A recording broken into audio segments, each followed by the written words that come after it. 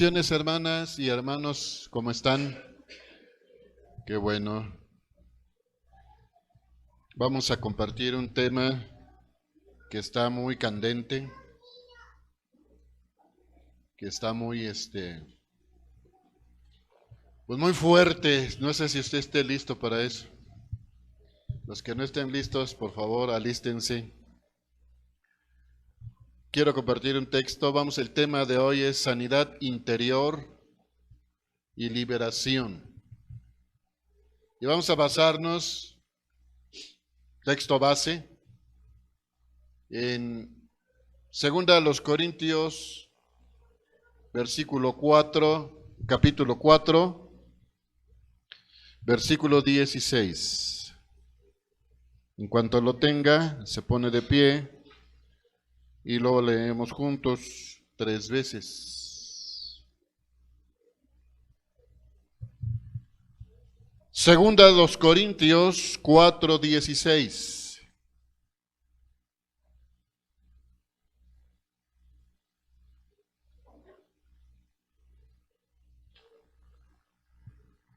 Todos juntos leamos, dice la palabra del Señor: por tanto, no desmayamos. Antes, aunque nuestro hombre exterior se va desgastando, el interior, no obstante, se renueva de día en día. Otra vez. Por tanto, no desmayamos.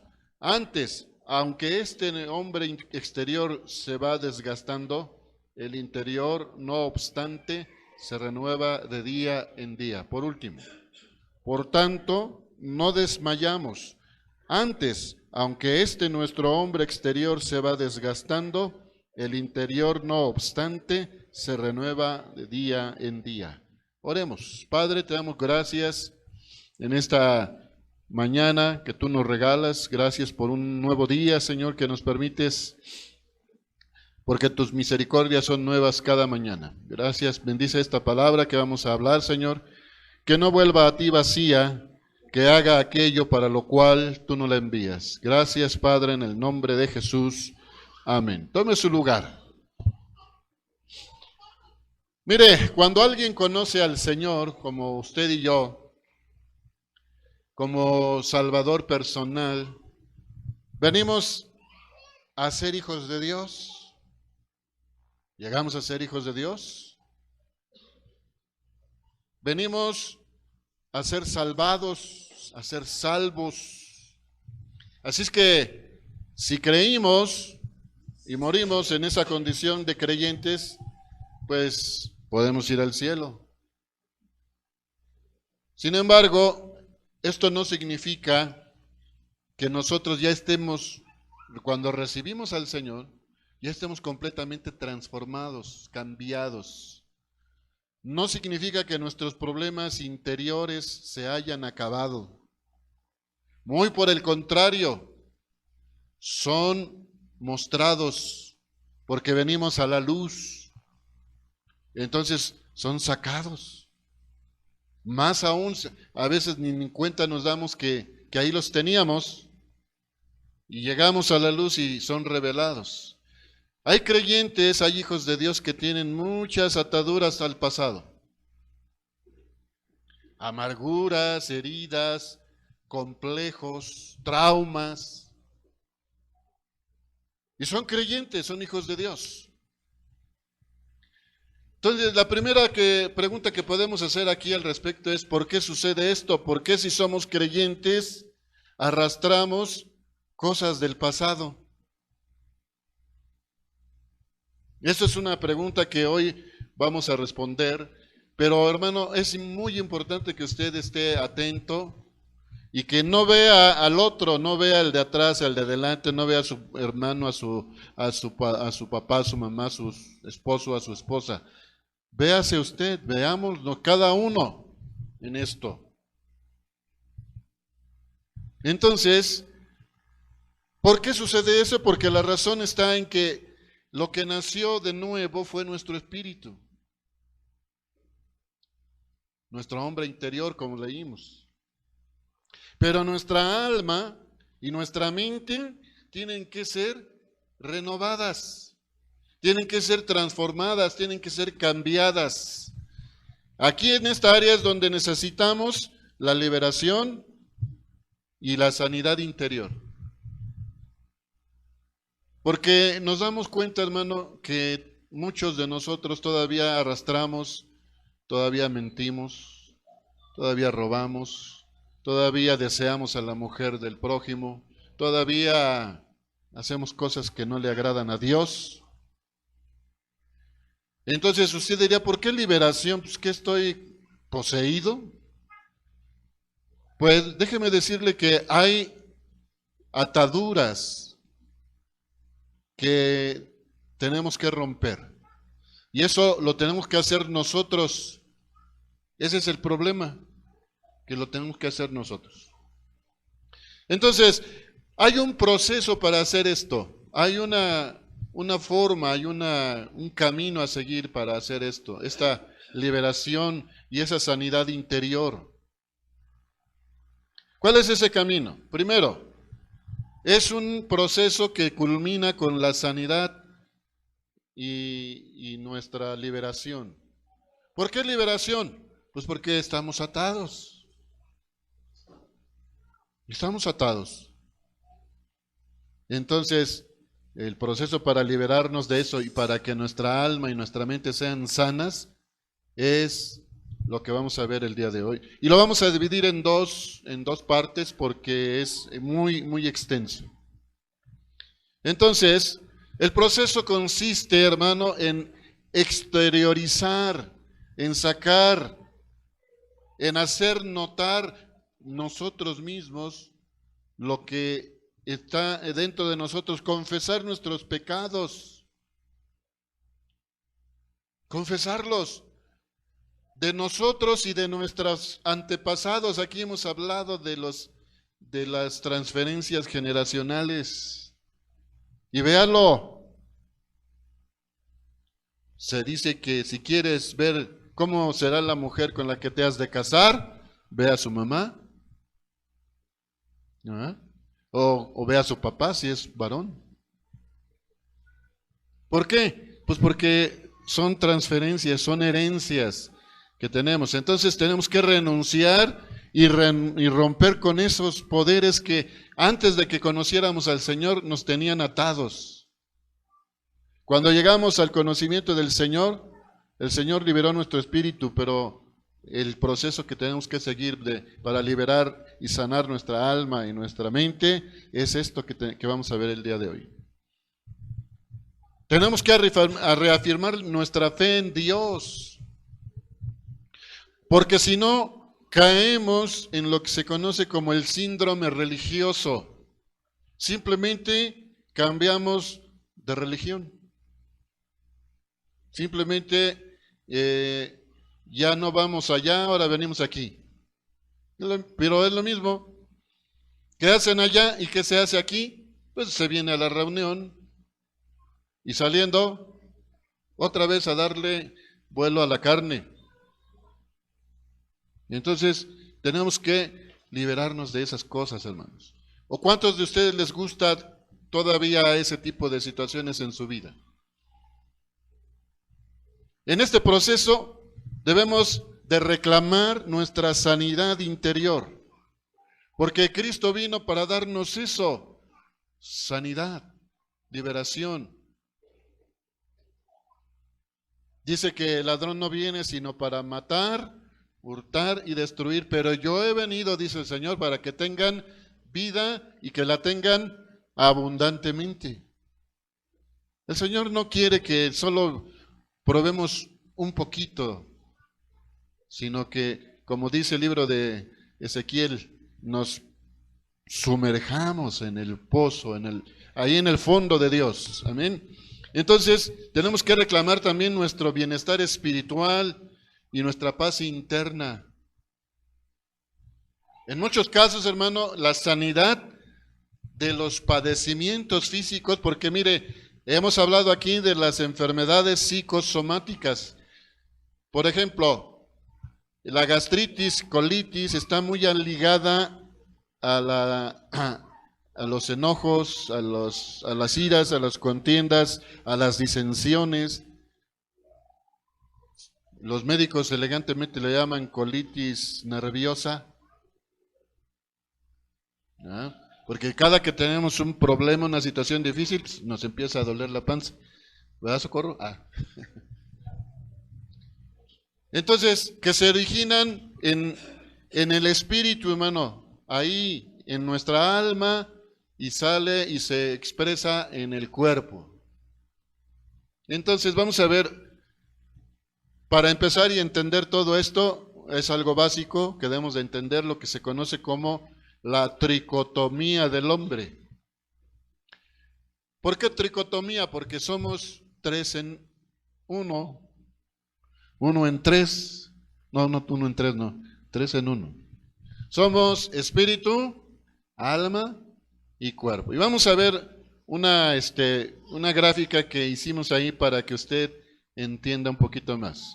El hombre, usted y yo, estamos formados por 3 cosas. Y vamos, deja correr así nada más darle clic y solita corre. Vea, por espíritu, alma y cuerpo. Ahí vemos que tenemos un espíritu. ¿Dónde está el espíritu? En nosotros. Tenemos un alma. ¿Dónde está el alma? En nosotros. Tenemos un cuerpo. Y estos 3 somos nosotros. Somos el ser humano. Somos uno. Así como el Padre, el Hijo y el Espíritu Santo. Amén. Pero, ¿qué pasa cuando el ser humano muere? Cuando morimos. Todos los que estamos aquí sabemos que hemos de morir, ¿verdad? Que es una realidad innegable que quisiéramos postergar lo más posible. Bueno, cuando el ser humano muere, ocurre una separación de esto. El alma se separa del cuerpo y del espíritu. ¿Y qué pasa cuando esto sucede? El espíritu vuelve a Dios que lo dio. Lo dice el libro de Eclesiastés, capítulo 12, versículo 7. ¿Qué pasa con el cuerpo? Al hoyo, a la tumba, como dice Génesis, de polvo eres, al polvo volverás. ¿Y el alma? ¿Dónde queda el alma? El alma, dice la palabra de Dios, que de acuerdo a nuestras acciones, el alma es dice que el alma es el asiento de las emociones, de la voluntad y la razón humanas. Y el alma es eterna. Y después de la muerte nos presentamos ante el Creador a dar cuenta de lo que hemos hecho, ya sea bueno o malo. Y vea lo que dice Juan 5:29.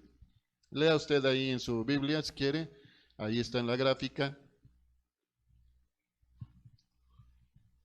Dice, y los que hicieron lo bueno,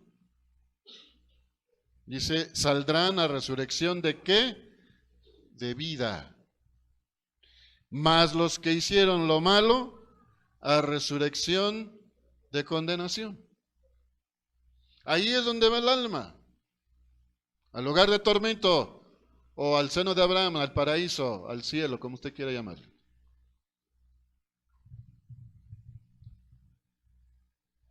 Entonces, hermano, el hombre es espíritu, el hombre tiene un espíritu, un alma y un cuerpo. Cada una de estas partes, a su vez, tiene divisiones. Están divididos y los vamos a estudiar hoy. Con mucho cuidado para entender qué es lo que nos pasa, porque es una situación personal que nos pasa a todos. Nadie de los que están aquí sentados puede decir que no tiene estos problemas. Los tenemos todos. El espíritu. ¿Usted sabe dónde está el espíritu? ¿Dónde? ¿En el corazón? ¿Qué pasa cuando les trasplantan el corazón? ¿Se quedan sin espíritu? ¿O el espíritu del otro que tenía ese corazón pasa con usted? El espíritu, la definición de espíritu es el hombre interior, es la parte inmaterial. No tiene materia el espíritu. Por ende, los científicos no creen en el espíritu. Aunque el lema de la UNAM aquí en México, ¿qué dice? ¿Alguien lo conoce? Por mi raza hablará ¿qué? El espíritu. Pues, ¿cuál espíritu si no hay espíritu? Bueno, es la parte inmaterial del ser humano. Es la naturaleza espiritual del hombre que da la capacidad de comunicarnos con Dios. Y que a su vez el espíritu también se divide en tres partes, que vamos a ver también. La primera es comunión. La segunda, intuición. Esto lo vamos a publicar, hermano, está en el Face y pues lo vamos a subir también al YouTube para que lo vea ahí con más detenimiento. Y también la conciencia. Son las tres partes que forman el espíritu. Como dice Proverbios 20:27. Dice, la lámpara de Jehová es el espíritu del hombre, la cual escudriña lo más profundo del corazón. Vea, aquí nos dice que nuestro espíritu tiene comunión, contacto con Dios. Luego, la comunión, primeramente, ¿qué es? La comunión es el medio por el cual nos comunicamos con Dios y desarrollamos una relación con Él. Tener comunión con Dios.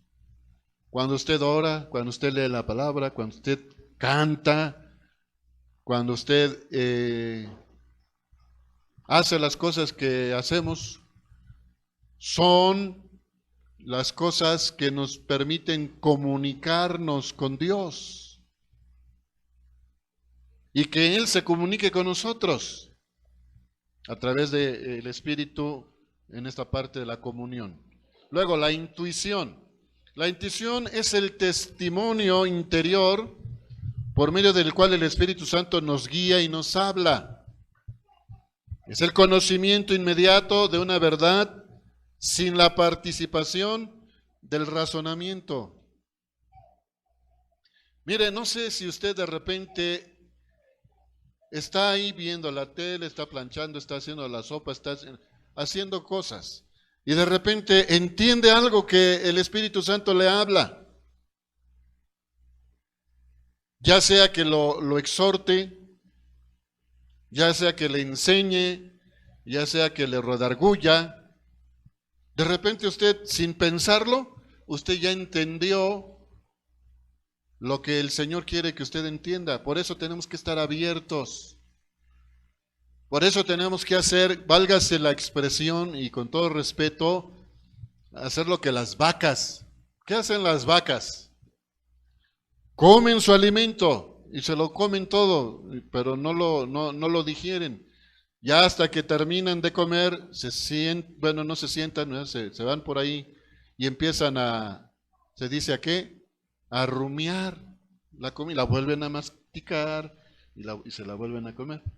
¿Qué significa eso? Que tenemos que hacer lo que las vacas. Bueno, pues tenemos que repasar, volver a leer, entender lo que Dios quiere que entendamos. ¿Por qué? Porque mire, hay un fenómeno muy fuerte que está sucediendo en México. Los estudiantes aquí en México saben leer, pero no entienden lo que leen. Y eso es grave. Y nos está pasando a los cristianos también. Leemos, pero no entendemos lo que leemos. Por eso el Señor dice, que debemos de entender lo que leemos. Cuando Felipe, el evangelista, se acercó, le dijo al Espíritu Santo, acércate a ese carro, ¿verdad? Vemos en el libro de los Hechos. Y Felipe se acercó a un eunuco que venía leyendo el libro de Isaías y le preguntó, oye, ¿pero entiendes lo que lees? Y él le dijo, pues ¿cómo voy a entender si no hay quien me explique? Nosotros tenemos, Dios ha provisto los medios para que usted le expliquen las cosas. Primeramente está su intelecto, usted puede estudiar, usted puede leer, puede investigar. Este es el problema, que a veces, hermano, usted se queda con lo que se le dice, porque le es muy complicado. A lo mejor usted dirá, no tengo tiempo, no tengo ganas de volver a estudiar, de volver a leer. Y usted se queda con lo que le dijo el hermano Juan. ¿Y qué tal si el hermano Juan se equivocó? Usted se va a quedar con una equivocación. Entonces usted tiene que volver a, y esto lo utiliza el Espíritu Santo, esa relación que tiene con nosotros, y nos da esa revelación, esa intuición. Luego, vea lo que dice Romanos 8, 14, 16.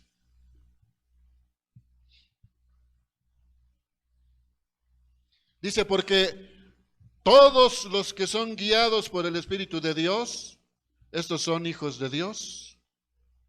Pues no habéis recibido el espíritu de esclavitud para estar otra vez en temor, sino que habéis recibido el espíritu de adopción, por el cual clamamos, Abba, Padre.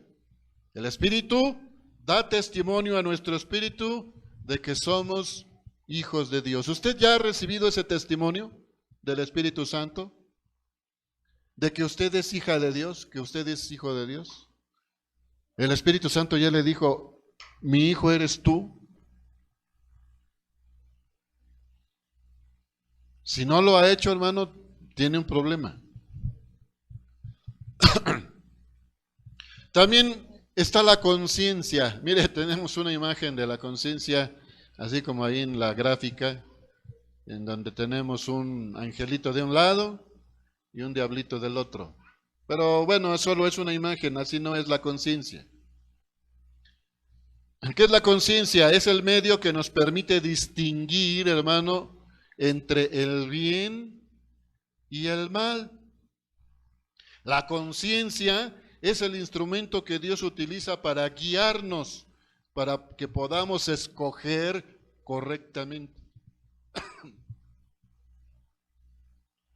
¿Usted sabe hacer lo bueno o no? ¿Usted sabe lo que es bueno y lo que es malo? Sí, lo sabemos todos. Desde Adán, que cuando comió el fruto prohibido ya supo lo que era bueno y lo que era malo, y esa es la herencia, esa es una de las herencias que tenemos de Adán. Que todos nosotros sabemos lo que es bueno y lo que es malo, sin que nadie nos lo diga, sin que nadie nos lo enseñe, lo sabemos. Y esa es la conciencia. Entonces, si sabemos lo que es bueno y lo que es malo, tenemos que elegir, podemos elegir. Regularmente, debido a nuestra naturaleza pecaminosa, también heredada de Adán, regularmente lo que elegimos es lo negativo, lo malo, lo que no conviene, lo que no le gusta a Dios. Romanos 9:1 dice, verdad os digo en Cristo, no miento, y mi conciencia me da testimonio en el Espíritu Santo. Pablo está hablando. Mire, Pablo enseñó muchas cosas, Pablo, Pedro, los apóstoles,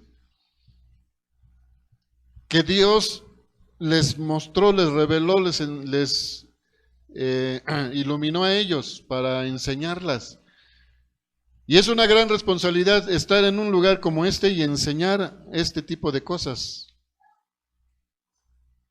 Y Pablo decía, mi conciencia me da testimonio que he hecho lo bueno con ustedes, que no he mentido. Y así nosotros tenemos esa conciencia delante de ustedes, que no hemos mentido, que no hemos obrado mal, que hemos hecho lo correcto, lo que Dios nos ha dicho, se los hemos dicho a ustedes. También ahora tenemos la siguiente parte de nosotros. Ya vimos el espíritu, ahora vamos a ver el alma. ¿Qué es el alma? Usted ha dicho, te quiero con toda mi alma, a su esposa a lo mejor, ¿no? ¿Qué es el alma? El alma es el asiento de la voluntad, de las emociones y de la mente humanas. Eso es lo que somos. Esta es la parte del creyente que no nace de nuevo. El alma no nace de nuevo. ¿Qué es lo que nace de nuevo? Dijimos, el espíritu. Y esta alma necesita ser renovada. Necesita ser transformada. ¿Y cómo va a ser eso? ¿Cómo lo vamos a hacer? Pues es lo que vamos a ver. En este capítulo estudiaremos detalladamente lo que es la voluntad, las emociones y la mente. Pero también tenemos que saber cómo operan en nosotros estas cosas. Como dice Santiago 1:22, sed hacedores de la palabra y no solamente oidores, engañándoos a vosotros mismos. Si usted solo es un oidor olvidadizo, por ejemplo, ¿qué hablamos hace 8 días? ¿Alguien se acuerda? ¿Ya se les olvidó? Oidores olvidadizos. ¿Tú no te acuerdas, hermano, que no viniste? Ah, ¿verdad? Sí me acuerdo de ustedes cuando vienen y no. Entonces, bueno, cuando nacemos de nuevo, la obra de Cristo en nuestro espíritu es perfecta, nos salva. Somos hijos de Dios, vamos al cielo. Nuestro nombre se escribe en el libro de la vida, pero nuestra alma tiene que ser transformada. Por eso, desde que recibimos al Señor hasta el día de hoy, hemos pasado por un proceso de cambio. Pero a muchos de nosotros reprobamos el proceso. Entonces, ¿qué tiene que hacer Dios? Pues otra vez. ¿Qué pasa cuando no acreditas una materia en la escuela? Pues tienes que estudiar otra vez, tienes que volver a presentar el examen. No sé hasta cuántas oportunidades hay en ciertas universidades, son unas, en otras cambian. Pero total que al final, si no la pasas, pues tienes que volverla a cursar. Y así, ¿cómo andas en tu vida con cosas como tu carácter, tu paciencia, todo eso que el Señor habla ahí en Gálatas? Paciencia, benignidad, bondad, fe, mansedumbre, templanza. Todo, ¿cómo andamos en eso? ¿10? Ahora bien, hermano, como nuestra alma, o sea, nuestra voluntad, emociones y mente, no ha nacido de nuevo, surge una pregunta: ¿qué tenemos que hacer? ¿Qué vamos a hacer con nuestra alma? Tenemos que hacer 2 cosas. Primero, nuestra alma tiene que ser renovada y tiene que ser transformada. O sea, transformada y renovada y transformada. Romanos 12, 1 al 3. Vea, así que hermanos, esto es para los hermanos, esto no es para el mundo, esto es para los cristianos. Les ruego por las misericordias de Dios que presentéis vuestros cuerpos en sacrificio vivo, santo, agradable a Dios, que es vuestro culto racional. No os conforméis a este siglo, sino transformaos por medio de la renovación de vuestro entendimiento, para que comprobéis cuál sea la buena voluntad de Dios, agradable y perfecta. Tú ya has comprobado lo que es la voluntad de Dios agradable y perfecta para ti. Mire, cuando se hace una operación matemática, hay una comprobación. Por ejemplo, en la suma, ¿cuál es la comprobación de una suma? Una resta, ¿no? ¿Cuál es la comprobación de una resta? Pues la suma. ¿Cuál es la comprobación de una multiplicación? Pues la división. ¿Y cuál es la comprobación de una división? La multiplicación. Entonces, todo tiene forma de ser comprobado. Entonces, tú ya comprobaste lo que Dios quiere para ti, lo que Dios desea para ti.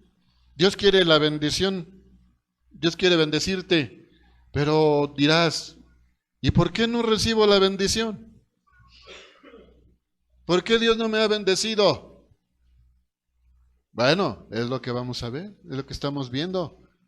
Hay un motivo, no hemos sido renovados, no hemos sido transformados. Dice pues, digo pues por la gracia que me es dada a cada cual que está entre vosotros, que no tenga más alto concepto de sí que el que debe tener, sino que piense de sí con cordura, conforme a la medida de fe que Dios repartió a cada uno.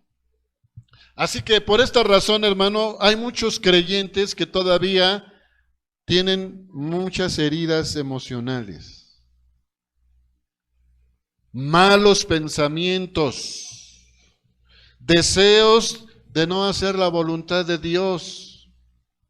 Esto equivale a rebeldía, a ser rebeldes. Si tú no quieres hacer la voluntad de Dios, entonces se te puede considerar como rebelde.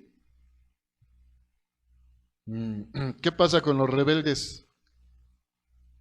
El hermano que fue policía, hermano, a un presunto delincuente que se resiste, ¿qué hay que hacerle?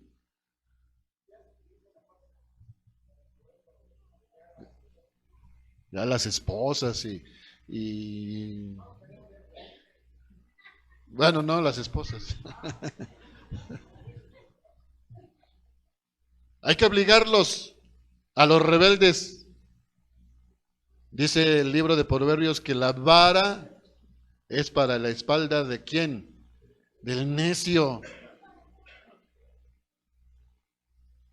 Del que insiste en lo mismo. ¿Usted qué hace? ¿Usted tiene hijos así? ¿Rebeldes? No, ¿verdad? No, ¿cómo que no? Claro que sí. Nosotros somos hijos de Dios. Amén. Somos rebeldes con Dios. Pues Dios tiene que usar su vara. Entonces, mire, por eso muchas personas se confunden porque no saben con certeza, y es lo que pasa a veces, si han nacido de nuevo. No lo saben, lo dudan. Si les preguntan, como hoy les preguntamos, ¿cuántos, si viniera el Señor hoy, cuántos irían con Él? Mira, estás dudando de su salvación. ¿Por qué? Porque inmediatamente viene cuando surge este tipo de preguntas. No, pues es que hice esto, y esto, y esto, y esto, y esto. No hay convicción. Ay, no le voy a volver a preguntar porque ahora sí me va a decir amén. No saben con certeza si han nacido de nuevo porque aún arrastran cosas del pasado que no han podido vencer. Y una y otra vez son derrotados en lo mismo. Con las mentiras, con los enojos, con las impaciencias, con las malas palabras, las groserías.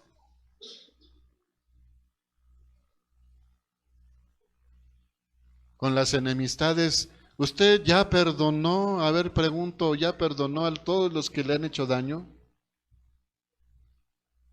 ¿O todavía ustedes de los que piensan, yo perdono pero no olvido? No, hermano. ¿Se imagina que el Señor nos perdonara así? ¿Qué sería de nosotros? Que nos perdonara pero no olvidara nuestros pecados. No podríamos estar delante de Él. Entonces, todavía esta gente está atrapada. Por eso hablamos de liberación. Realmente lo que necesitan es renovar su alma. Y esto se logra a través de la palabra de Dios, hermano. A través de la sanidad interior y la liberación. La mayor parte de los problemas de un creyente están en su alma. Ahí están. Es decir, ¿verdad? En su voluntad, en sus emociones y en su mente. Ahí es donde están los problemas.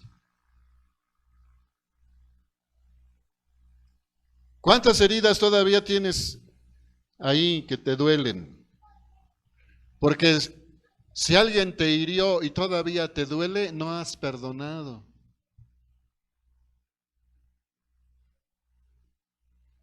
Es como, por ejemplo, el marido que engañó a la mujer y le pidió perdón y la mujer lo perdonó, pero no olvida.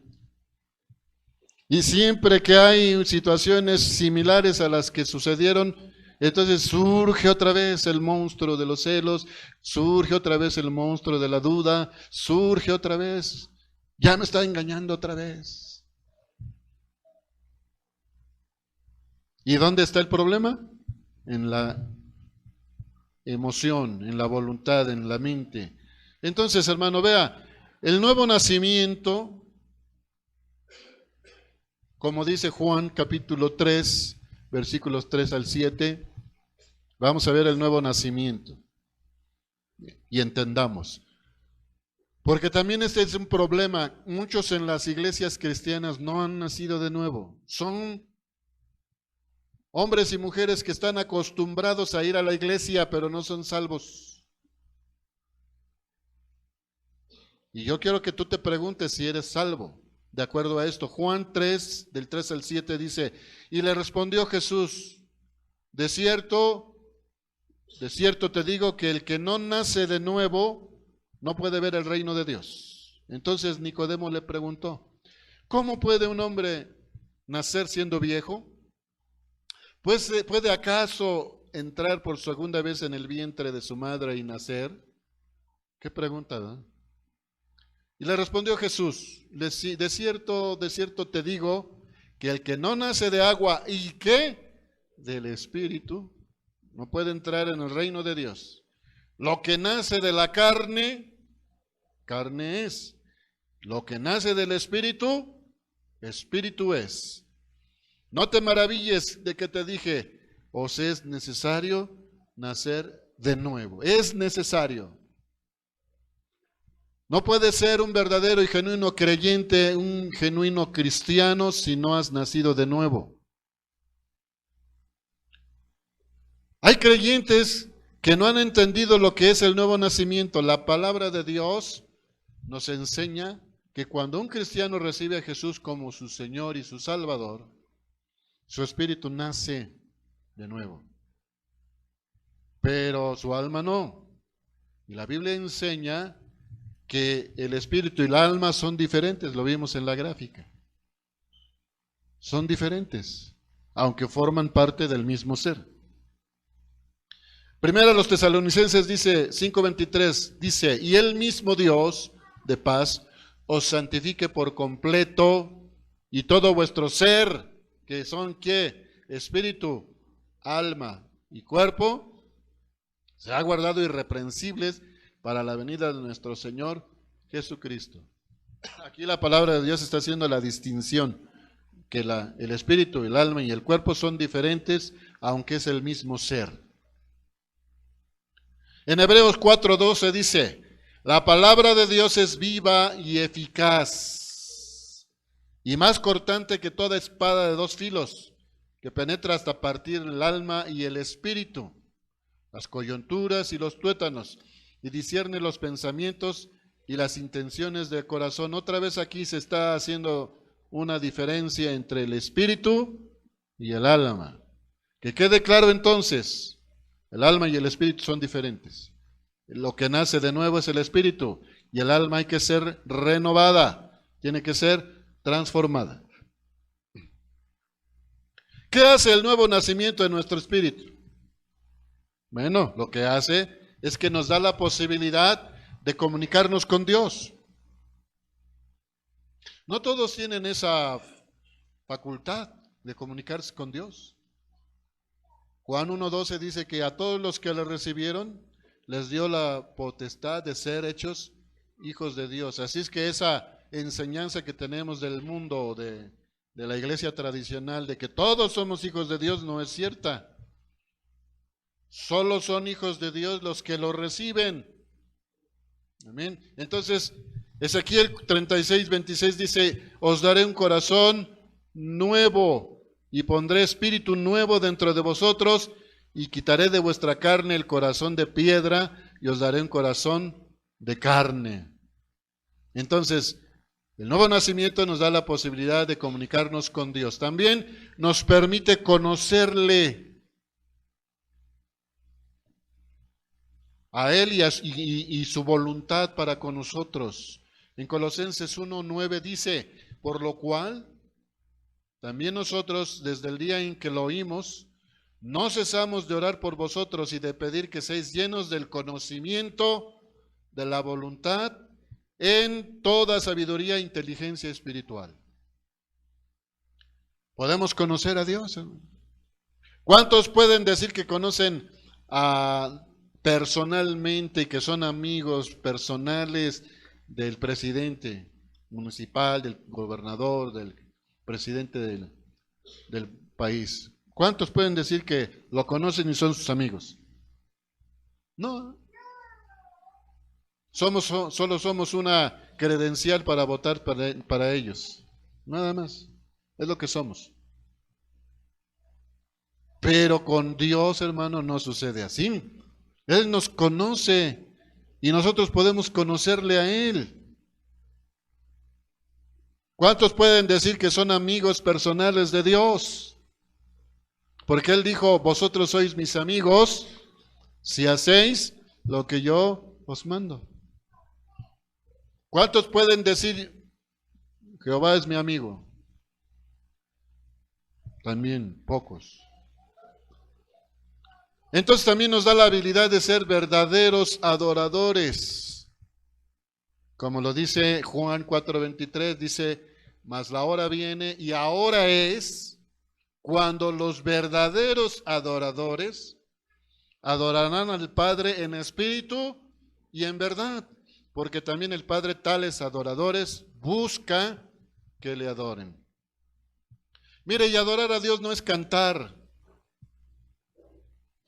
Es una actitud del corazón, una actitud de la mente, reconocer a Dios como nuestro Señor, como el superior, como el máximo, tener respeto para con Él. Adorarlo es más allá de cantar, hermano. Ciertamente es un componente, es la adoración, la alabanza nos lleva a la adoración. Pero tú puedes estar en tu casa solo, adorando a Dios. Puedes estar en el trabajo, siendo visto por todos tus compañeros, adorando a Dios, dando testimonio de Dios. Tú puedes ir por la calle, caminando, adorando a Dios. Entonces, hermano, la adoración es un factor importante en nuestra vida espiritual. En conclusión, hay muchos creyentes que tienen que pasar por el proceso, hermano, de sanidad interior y liberación.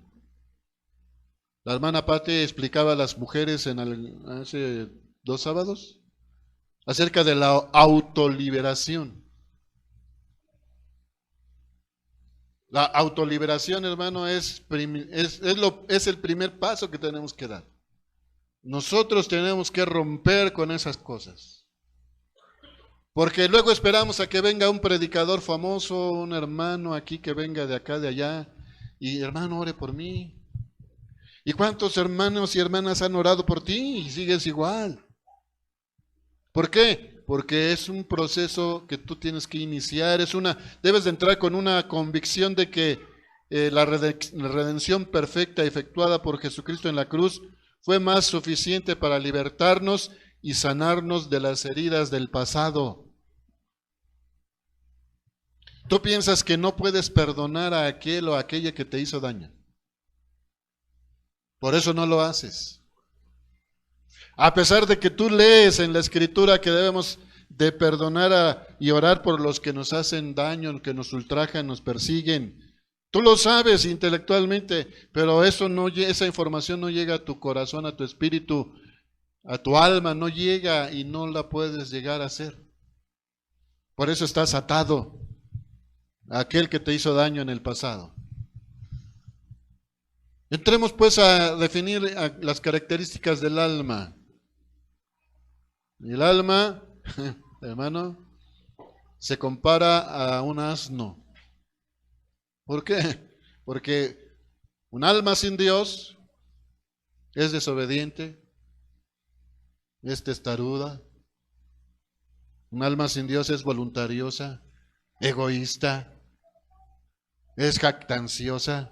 O sea, ¿qué es eso de que yo, solo yo y nada más yo? Ególatra, que se ama a sí misma, que es insegura, es ruda, exhibicionista, rebelde, orgullosa, arrogante. Así es el alma sin Dios. Y mucho de eso todavía lo venimos arrastrando ya siendo cristianos. Entonces, en la naturaleza, hermano, esta es la naturaleza que nosotros tiene que ser renovada en nosotros. Hay dos tipos de vida: la vida del espíritu, que en el griego original es la palabra zoe, y la vida del alma, que es psuke. El alma necesita ser cambiada, como la mariposa, hermano.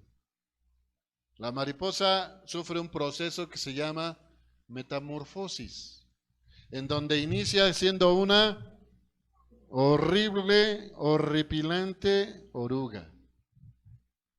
¿Eh?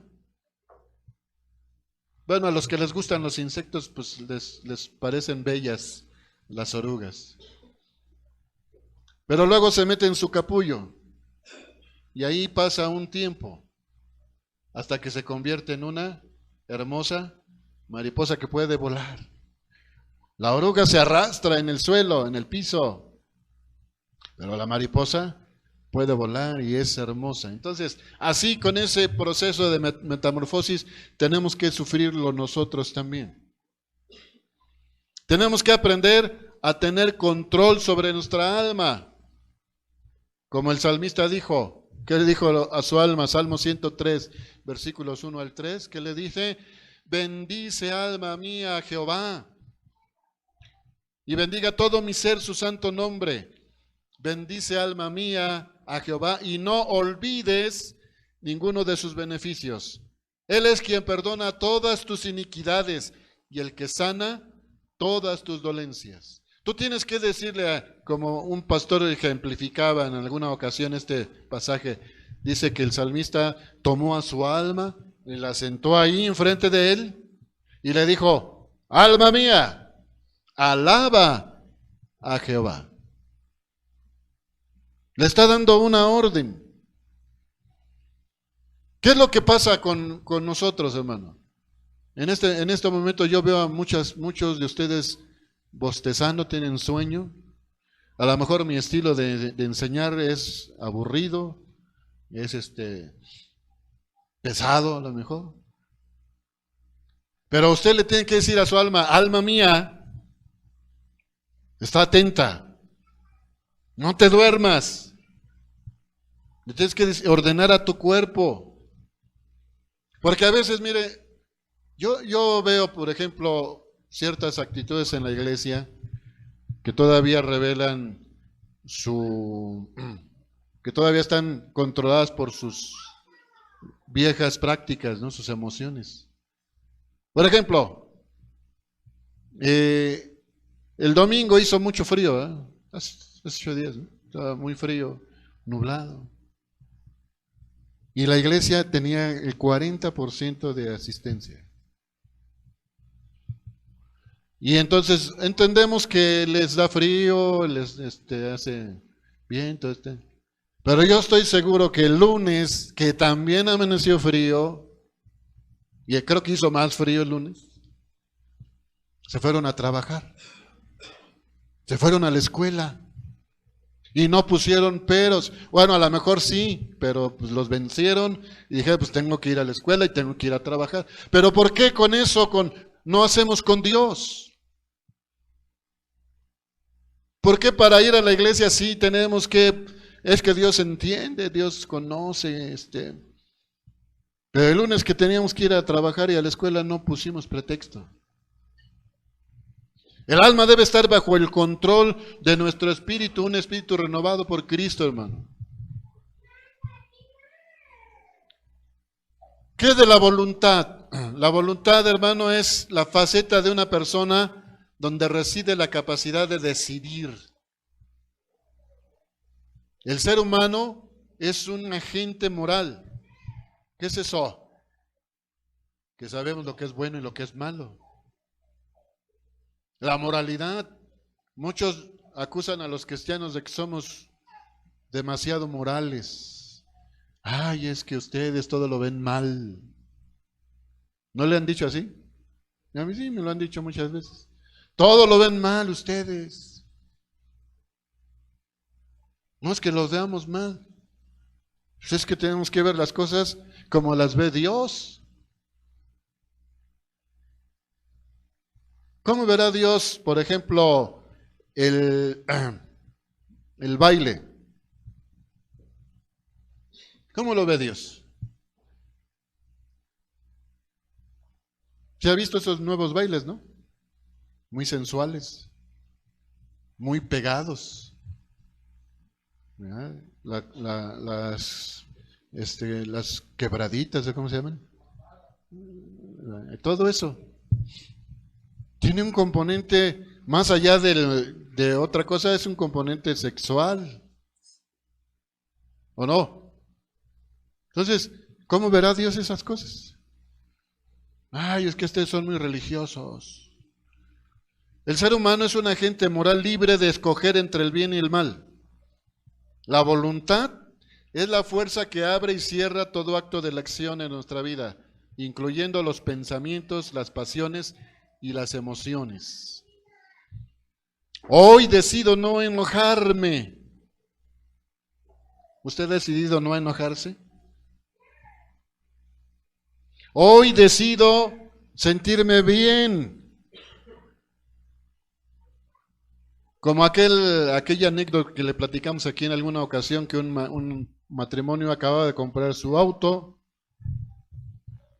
y se fueron de vacaciones, regresaron a su casa todos cansados, todos llenos de sueño, y no bajaron las cosas de su auto, el auto nuevo, y se fueron a dormir. Cuando amaneció, el auto no estaba. Se lo robaron. Y bueno, de una serie de peripecias que pasaron, el varón decía, es que yo decido tener un auto robado y sentirme contento, estar tranquilo. Yo lo decido. Las circunstancias no tienen que decidir por mí, hermano. El clima no tiene que decidir por mí. Entonces, la voluntad es esa faceta donde decidimos nosotros. La voluntad del hombre es el área que trabaja en conjunto con nuestra mente y con nuestras emociones. Son un equipo en donde se nos da la capacidad de decidir lo que queremos y hacerlo. Porque es muy importante cuando tú decides hacer algo, que lo hagas. Porque muchas veces sucede que estamos muy decididos a hacer algo, pero no lo hacemos. Es donde se nos da la capacidad de decidir lo que queremos hacer y hacer. El ser salvo o condenado no depende de Dios, depende de las personas.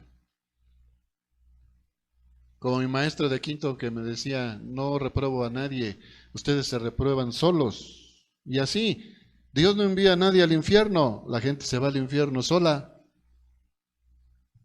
Dios lo único que hace es dar su orden. Es como le hemos aconsejado a algunos de ustedes, hermano, que se pelean una y otra vez con sus hijos, por lo mismo. Se pelean todo el tiempo. No, simplemente es establecer las reglas. Si tú haces esto, sucede esto. Si no haces esto, sucede esto otro. Y ya. Se establecen los límites, se establecen lo que pasa después.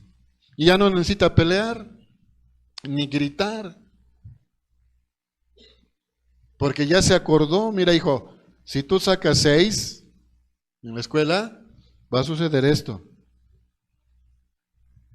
Y ya no tiene, cuando llegue el niño con el 6 o con el 5, pues ya no tiene usted ni que gritar, ni que pelear, ni que enojarse. Simplemente ya tiene que aplicar lo que se acordó. ¿O no? Y así con Dios, hermano. Dios nos dice esto. Nos dice, ama a tu prójimo como a ti mismo. ¿Verdad? Porque el que no ama a su prójimo no ha conocido a Dios. No hay de otra. ¿Usted cree que Dios se enoje con nosotros por esas cosas? Él ya sabe, ¿no? El ser salvo o condenado, pues, no depende de Dios, sino de la persona, porque es un acto de la voluntad propia recibir a Cristo o rechazarlo. Es un acto de la voluntad propia de usted obedecer a Dios o desobedecerlo. No tiene que culpar a nadie, porque también somos muy dados a eso, ¿verdad? A culpar a los demás. No, es que, mire, mucha gente no está aquí sentada, ¿sabe por qué? Porque hay alguien aquí que no le cae bien. No, pues es que ahí está fulano y no me cae bien. Por eso no vienen, por eso rechazan la salvación, por eso prefieren estar en el mundo.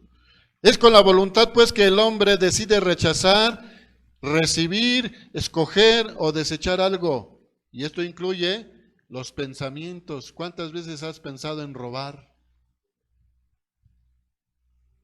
A lo mejor tu necesidad es fuerte, ¿no? Y te dan ganas de ir a asaltar un banco. ¿Por qué hoy es tan fácil? Verdaderamente, y no es para que lo esté alentando yo para que vaya usted a robar un banco.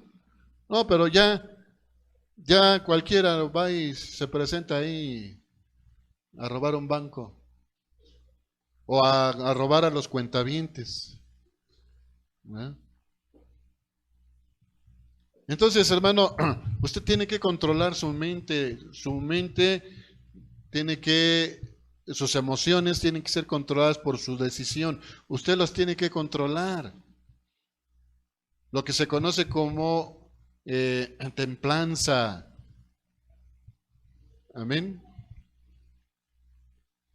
El hombre tiene una voluntad soberana para escoger y hacer lo bueno o lo malo. El hombre decide servir a Dios o al diablo. Usted lo decide. Dios no tiene prisiones en el cielo, por eso es tan importante tratar con nuestra vieja voluntad, para hacer lo que a Dios le agrada. Hermano, usted, con la voluntad, el hombre se va formando según lo que piensa y según su vivencia en el ambiente donde se desarrolla, emocional y culturalmente. Todo esto determina lo que el hombre será. El hombre sin Dios, el hombre no regenerado, siempre se inclinará a hacer lo malo. Siempre. Y nosotros que vivimos con Dios, hermano, en esa disposición de agradar a Dios, tenemos que seguir las instrucciones de Dios donde estemos. Por ejemplo, la desobediencia es un acto de nuestra propia voluntad. Decidimos desobedecer. Decidimos pasarnos la luz roja. Decidimos desobedecer a los padres que me dijeron, tienes que llegar a las 10. Ay, no, ¿por qué a las 10? Ya, a las 10 apenas empieza el bueno. Entonces, mejor llego a las 12, mejor. es pedir perdón que pedir permiso, ¿verdad? Cosas de esas. Dice el libro de Jeremías, el alma que pecare, ciertamente morirá. ¿Por qué muchas veces nos cuesta dejar de hacer algo si somos dueños de nuestra propia voluntad? Aquí encontramos una verdad, hermano, que estamos atrapados, es porque estamos atrapados. Como lo dice y explica Pablo en el capítulo 7 y 8 del libro de Romanos, lo que quiero hacer, no lo hago, sino aquello que no quiero, eso es lo que hago. ¿Cuántas veces te ves ahí sin querer hacerlo, haciendo enojado, diciendo maldiciones,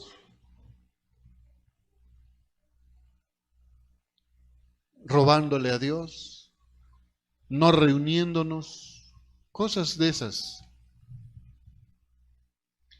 ¿Por qué? Porque la mente no renovada envía constantemente pensamientos a las emociones que no están sujetadas a Dios.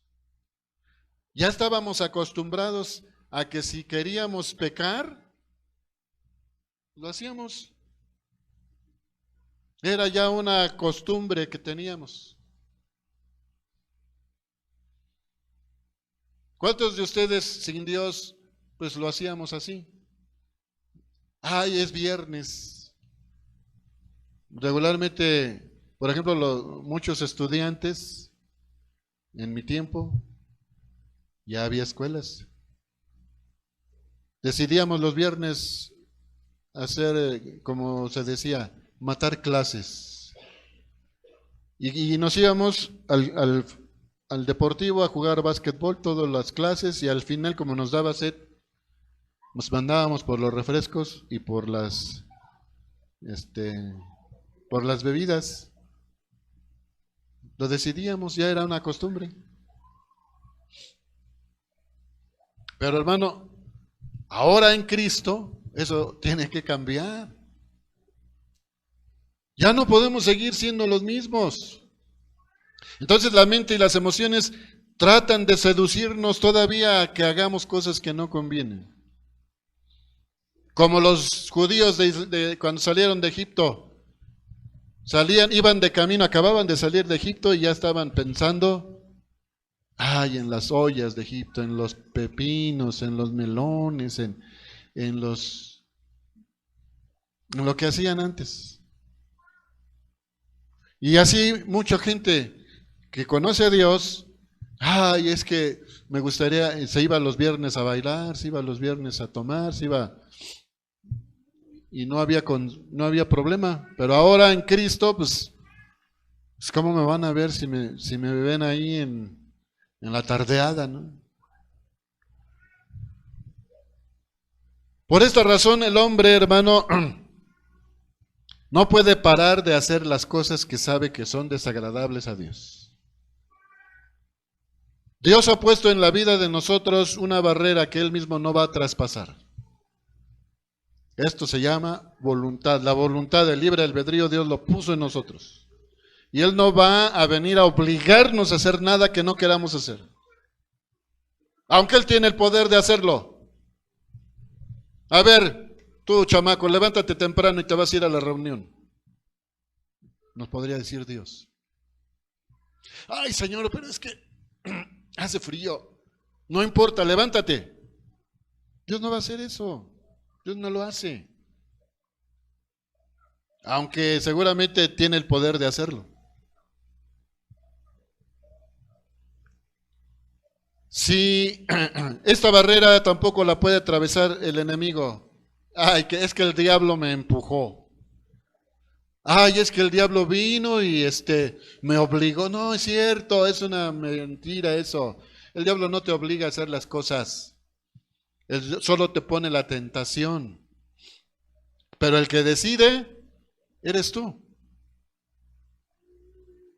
Si Satanás gana terreno en nuestras vidas es porque nosotros, con nuestra soberana voluntad, se lo hemos permitido.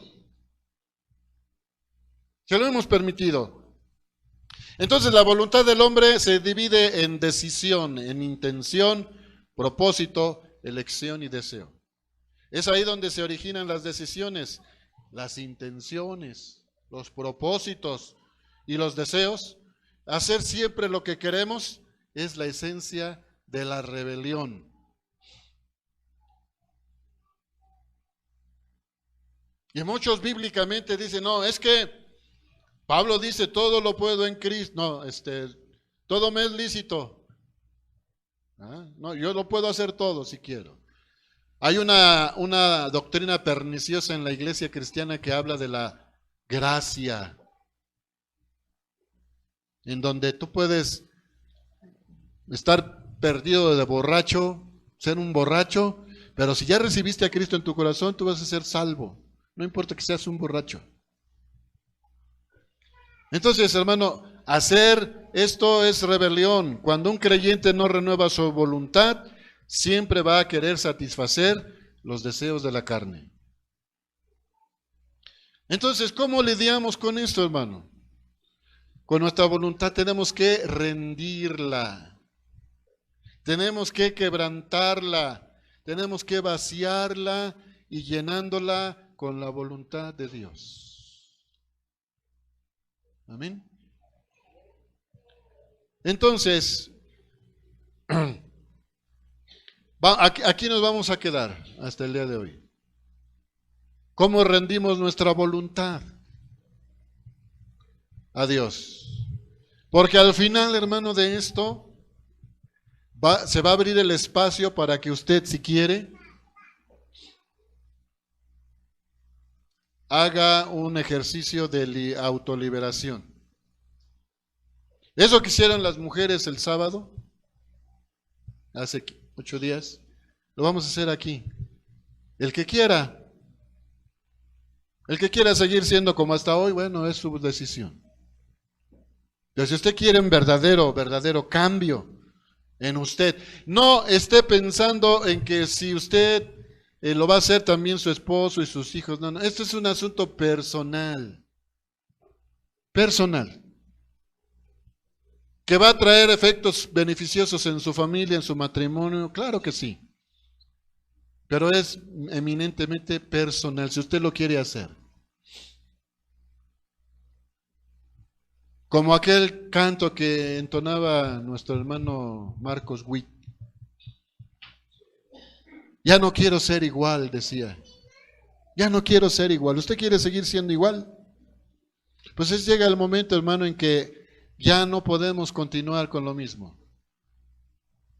Entonces, hasta aquí le vamos a dejar y vamos a continuar el próximo domingo, esperando que usted decida estar el próximo domingo. Amén. Póngase de pie, vamos a orar y salimos de este lugar. Le damos la bienvenida aquí a 2 jovencitas que llegaron, nos quieren dar su nombre. Vanessa.